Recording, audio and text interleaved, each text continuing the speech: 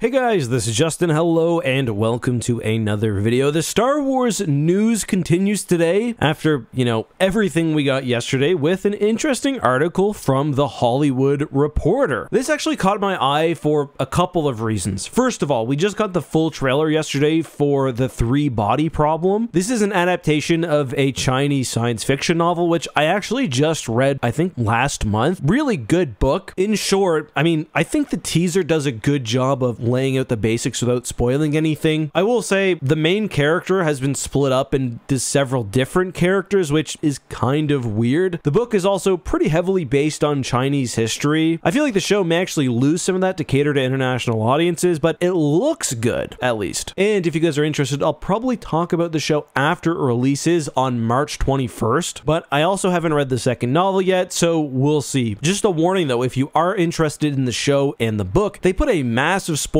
in the Hollywood Reporter article I'm discussing, so just be careful. Anyway, the article, aside from discussing the three-body problem, also briefly touches on their Star Wars movie, and I'll just read the section outright. Next was their Star Wars movie. Fans were excited by the idea of the Thrones guys bringing their grounded fantasy dramatics to a galaxy far, far away. Yet the movie was shelved along with other Star Wars projects from top creatives like Kevin Feige, Patty Jenkins, and Damon Lindelof. We wanted to do the First Jedi, Benioff says, basically how the Jedi Order came to be, why it came to be the first lightsabers, and we were annoyed as hell when Rian Johnson called his movie The Last Jedi. Weiss says dryly, he completely destroyed the obvious title for what we were working on. When asked what went wrong, Benioff says Lucasfilm ended up not wanting to do a First Jedi story. We had a very specific story in mind, and ultimately they decided they didn't want to do that, and we get it, it's their company and their IP, but we weren't the droids they were looking for. The interesting thing is that Lucasfilm apparently wasn't totally against this idea, as we'd later learn that James Mangold instead would be tasked with writing a film about the early years of the Force in Star Wars. He says, I thought about a biblical epic like a Ten Commandments and a dawning of the Force. Where did the Force come from? When did we discover it? When did we know how to use it? And a story just started developing. Interestingly, this new Hollywood Reporter article actually kind of varies the story. At one point it was reported that, hey, we can't work on this because of scheduling conflicts,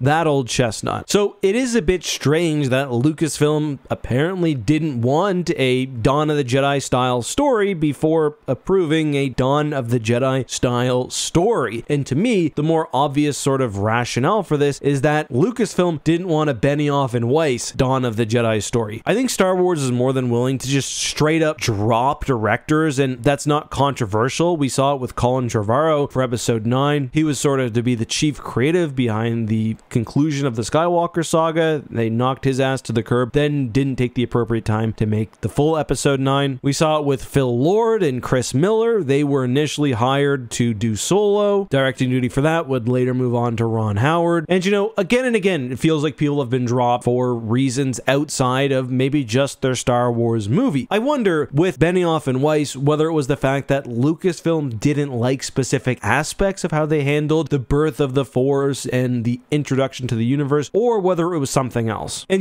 when I look at Benioff and Weiss, I can't help but think about Game of Thrones. And especially what happened at the end of the show, where Game of Thrones diverted, due to necessity, from George R.R. Martin's work and into its own territory in terms of writing, storytelling, world building, and most fans agree that season 8 was a huge black mark on the show, and that it really did a disservice to everything that came before it. I've got to admit, I actually haven't seen season 8. I had a sort of interesting experience where I watched the first 2 seasons of Game of Thrones, completely fell in love with it, read all the books, and decided to not watch anymore before I, read the ending, which obviously turned out to be a mistake. I'm still waiting for book 6, but I do wonder whether there was maybe some feeling that, hey, these guys did a great job of adapting a fully established universe, and there were always deviations from the source material, but George R.R. Martin did the majority of the groundwork. Maybe, however, based on what we've seen of the overall handling of Game of Thrones, we don't want them. And that's probably pretty harsh because the show really diverted from the books around season 5 or 6. 7 was really well received. There was also rumors,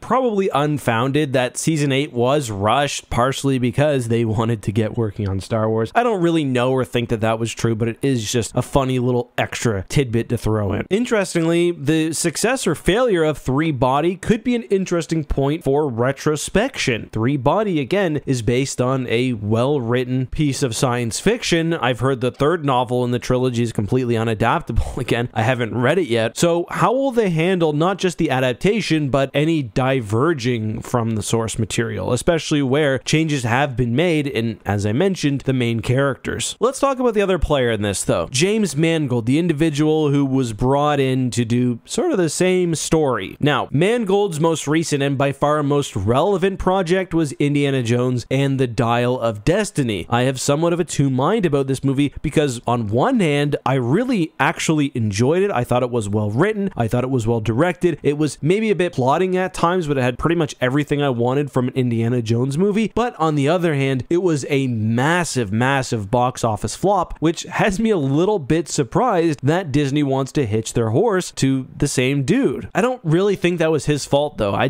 don't know if the appetite was there for Indiana Jones 5. I don't know if the marketing was right. I just don't know if the timing was right either in 2023. You look at his past movies, though, Ford and Ferrari, Logan, these were all projects that he was involved with recently that were very well received. So if it is a matter of trust, it could simply be maybe they trust this guy more. But I don't know. Those are my thoughts. Let me know yours, of course, down below. Before we leave, I will do a quick hashtag AskEck question. This one comes from Daniel, who says, if Star Wars continues to make Thrawn the big bad, is there any possibility of a Thrawn ascendancy movie? I don't think so. I don't think they're ever going to really return to that time period in Thrawn's life, except in other small comics and novels. It's a bit of a disappointment because these are three big books. There's a comic adaptation for them. They're pretty well written, I think. I do have some issues in terms of like pacing and world building and also them just being a little bit boring, but it's pretty clear based on the fact that Timothy Zahn has had very little to do with the live action adaptation of Thrawn or even Thrawn's portrayal in Star Wars Rebels, that they wanted him to get Thrawn there and they're kind of doing their own thing now. The Thrawn that they're presenting is the big bad version of the character. The Thrawn that Timothy Zahn usually presents is much more nuanced. Yeah, he does bad things, but hopefully for good reasons. So no, I don't think we'll ever see any sort of Thrawn ascendancy live action movie or show. The best thing that we could hope for is some throwaway reference, I think. But I've been wrong before. I could be wrong now. Let me know your thoughts on this as well down in the comments. And if you've got a question you'd like me to answer in the future, either at the end of one of my videos or for an entire upload, leave it below with the hashtag AskEck. But I'll see you next time. Be safe. Have a good one. May the Force be with you.